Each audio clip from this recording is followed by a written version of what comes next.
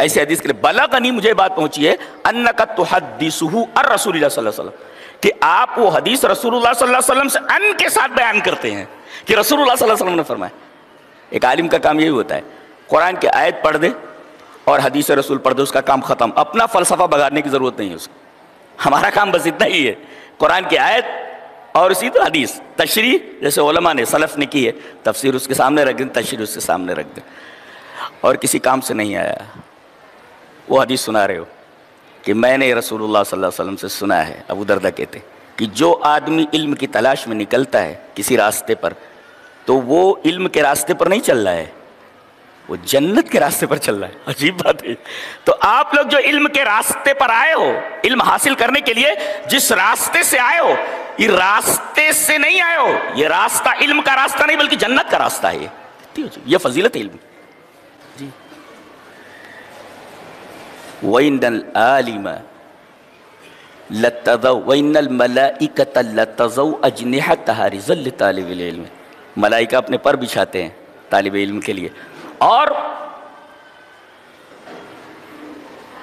تمام چیزیں کائنات کی جو زمین اور آسمان میں ہیں سب عالم کے لیے دعا کرتی ہیں. یہاں تک کہ وَالْحِيتَانُ فِي جَوْفِ الْمَاءِ، پانی کے اندر جو مچھلیاں ہیں وہ دعا کرتی ہیں. اور فرمایا عالم کی فضیلت عابد کے اوپر، عبادت گزار کے اوپر ایسے ہی ہے جیسے چاند کی فضیلت چاندنی رات میں 14ویں رات میں تمام ستاروں کے اوپر ہوتی ہے. جی اور فرمایا وَإِنَّ الْعُلَمَاءَ وَرَثَةُ الْأَنْبِيَاءِ، یہ علماء انبیاء کے وارث ہیں. وَإِنَّ الْأَنْبِيَاءَ لَمْ يُوَرِّثُوا دِينَارًا وَلَا دِرْهَمًا، انبیاء یہ دینار اور درہم روپیہ پیسہ مال و جائیداد یہ وراثت میں نہیں چھوڑتے. یورثوا العلم، یہ وراثت میں علم کو چھوڑتے ہیں. یہ کیسا علم؟ قرآن و سنت کا علم. اس لیے کہ نبی پر یہی دو علوم اترے ہیں. دلیل ابھی رک جائیے، اس حدیث پر دو ہی علوم اترے ہیں، یہ دو ہی چیزیں. دلیل یہ حدیث پاک. وعن ابی ہریرہ رضی اللہ تعالی عنہ قال قال رسول اللہ صلی اللہ علیہ وسلم انی قد ترکت فیکم شیئین لا تضلوا بعدہما کتاب اللہ و سنتی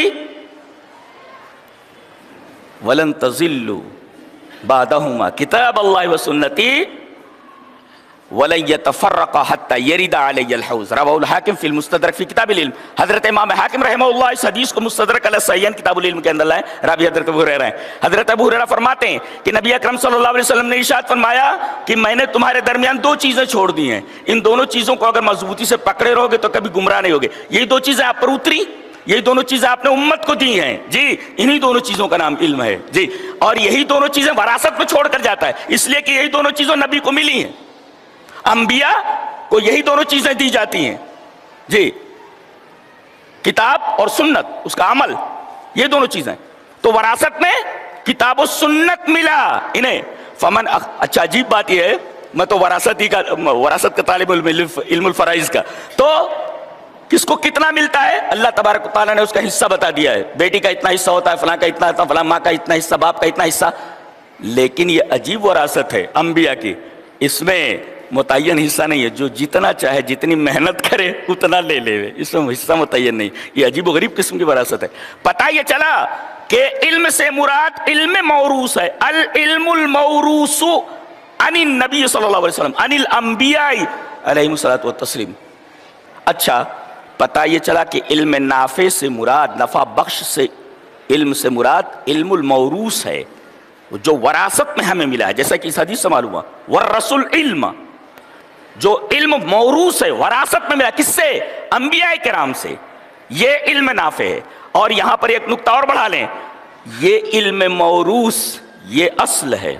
اب اس کا جو مساعد اور معاون ہوگا، اس کا جو ہیلپر ہوگا، وہ بھی علم نافع ہے. دلیل یہ حدیث پاک. وعن زید بن ثابت رضی اللہ تعالیٰ عنہ قال قال رسول اللہ صلی اللہ علیہ وسلم اتحسن السریانیہ قلت لا قال فتعلمها فإنه تأتينا كتب قال فتعلمتها في 17 يوما قال الأعمش كانت تأتيه كتب لا يشتهي أن يطلع عليه إلا من يثق به. رواہ ابن حبان فی صحیحہ. حضرت امام ابن حبان رحمہ اللہ اس حدیث کو ابن حبان صحیح ابن حبان کے اندر لائے، راوی حضرت زید بن ثابت ہیں، بہت عجیب و غریب حدیث ہے۔ حضرت زید بن ثابت کہتے ہیں کہ رسول اللہ صلی اللہ علیہ وسلم نے ایک دفعہ مجھ سے کہا کہ تمہیں سریانی آتی ہے، سریانی زبان آتی ہے، جسے کہا جائے انگلش آپ کو آتی ہے عربی کے علاوہ؟ قلت اللہ، میں نے کہا نہیں آتی مجھے۔ قال فتعلمها، سیکھ لو، کیوں؟ فَإِنَّهُ تَأْتِينَا كُتُبٌ، ہمارے پاس بادشاہوں کے، سرداروں کے اور دیگر قبائل کے سرداروں کے خطوط آتے ہیں، اب ہم کو عربی کے علاوہ کچھ اور نہیں آتا ہے، تو یہ زبان سیکھ لو، تاکہ ہم نہیں چاہتے کہ اگر اس کے اندر کوئی خفیہ بات ہو دوسرے لوگ اس پر مطلع ہو جائیں، صرف ہم ہی جان کر رہیں، لہذا اس زبان کو سیکھ لو۔ اللہ اکبر۔ حضرت زید بن ثابت کہتے ہیں فَتَعَلَّمْتُهَا فِي 17 يَوْمًا، پوری زبان سریانی 17 دن کے اندر پڑھ لیا انہوں نے، یاد یہ زبان پوری کی پوری 17 دن کے اندر سیکھی ہے۔ ذہانت دیکھیے، ایک تو نبی کی دعا، پھر نبی کا حکم ہے، اور اس کے بعد ان کی محنت ہے۔ اس میں ایک نکتہ یہ ملا کہ قرآن و حدیث کے علاوہ وہ حدیث، وہ علوم جو قرآن و حدیث کے معاون ہوں، مثلا اب علم الفرائض اگر مجھے پڑھانا ہے تو علم الفرائض کے اندر 4 چیزیں ہیں، علم القرآن، علم الحدیث، علم النسب، علم الحساب۔ اگر آپ کو علم الحساب نہیں آتا تو پھر آپ صحیح سے تقسیم نہیں کر سکتے وراثت کو، لہذا میتھمیٹکس ضرورت کے مطابق اتنا سیکھنا یہ در حقیقت یہ کتاب و سنت کا معاون ہے، لہذا جب یہ کتاب و سنت کا معاون ہے تو یہ بھی علم نافع میں داخل ہے۔ تو ہر وہ علم جو کتاب و سنت کا معاون ہو، یہ حدیث بتا رہی ہے کہ وہ کتاب و سنت تو علم ہے ہی علم نافع، ان کا جو معاون علم ہے وہ بھی علم نافع میں داخل ہے، لہذا جو دعویٰ ہم نے کیا تھا وہ دعویٰ ثابت ہو گیا۔ تو حقیقی علم وہی ہے جی، قرآن و سنت۔ ایک حدیث میں اور وضاحت ہے اس کی، اب دیکھو حدیث اس طرح، وعن مسعر قال سمعت عبد الاعلی التیمی یقول من اوتی من العلم ما لا یبکی لخلیق بأن لا يكون قد اوتی من علم ينفعه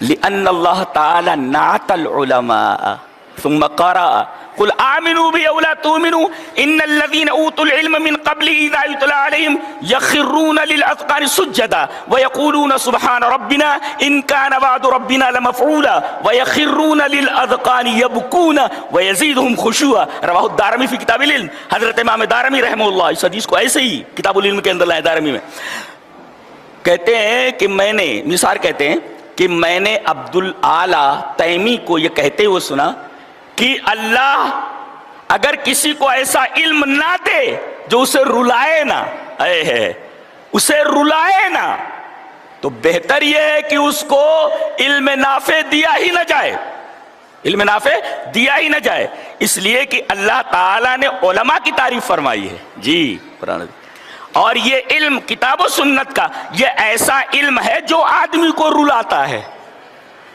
جو آدمی سجدے میں گرے، روئے، وَيَخِرُّونَ لِلْأَذْقَانِ يَبْكُونَ وَيَزِيدُهُمْ خُشُوعًا، ایسا علم جو آدمی کو رلا دے جی، ہمارے اسلاف ایسے ہی تھے۔ یہ ایک کتاب ہے ابن الجزری کی، کتاب کا نام ہے الزہر الفاتح، کھلا ہوا گلاب، اس کتاب کا نام ہے الزہر الفاتح، کھلا ہوا گلاب، کھلی ہوئی کلی۔ ابن الجزری اس کے اندر لکھتے ہیں کہ عطا سلمی بیمار تھے، تو ان کے ساتھی انہیں دیکھنے کے لیے آئے، تو رو رہے تھے، وہ بستر پر پڑے ہوئے ہیں، رو رہے ہیں۔ ساتھی لوگ آئے، کہا کہ مل حزن، آپ غمگین کیوں ہیں؟ عجیب بات کہہ رہے، وہی حق، تیرے اوپر تعجب ہے، یہ سوال کر رہا ہے تو، ان الموت فی عنقی والقبر بیتی وفی یوم القیامت موقفی وعلا جسر جہنم طریقی وربی لا ادری ما یصنع بی۔ اللہ اکبر، رو رہے ہیں۔ ان سے پوچھا گیا آپ رو کیوں رہے ہیں، کس غم میں رو رہے ہیں؟ کہا کہ تو پوچھ رہا ہے، ارے موت میری گردن میں ہے، ہر آدمی کے ساتھ لگی ہوئی ہے، چھوڑتی نہیں. اور یہ ایک واحد چیز ہے، آدمی جب کسی سے ڈرتا ہے نا تو اس کے اپوزٹ ڈائریکشن میں بھاگتا ہے. مثلا سانپ ادھر سے آ رہا ہو، آدمی دیکھے گا تو کہاں بھاگے؟ اس کی طرف بھاگے گا؟ نہیں، اس کے اپوزٹ ڈائریکشن میں بھاگے گا. لیکن موت ایسی چیز ہے جو آ رہی ہے اس کی طرف اور یہ بھی اسی کی طرف بھاگ رہا ہے. قل ان الموت الذی تفرون منہ فانہ ملاقیکم. جی، جس موت سے تم بھاگ رہے ہو تم اس سے ملاقات کرنے والے ہو. یعنی جس طرف سے موت آ رہی ہے تم اسی طرف بڑی تیزی سے بھاگ رہے ہو، بچنے والے نہیں ہو تم. تو وَإِنَّ الْمَوْتَ فِي عُنُقِي، موت میری گردن میں ہے. اچھا، وَالْقَبْرُ بَيْتِي، اور قبر میرا گھر ہے.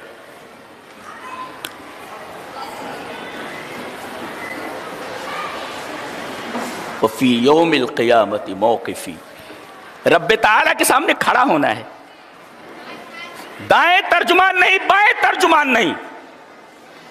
رب تعالیٰ کے سوالات ہیں اور آپ کے جوابات ہیں.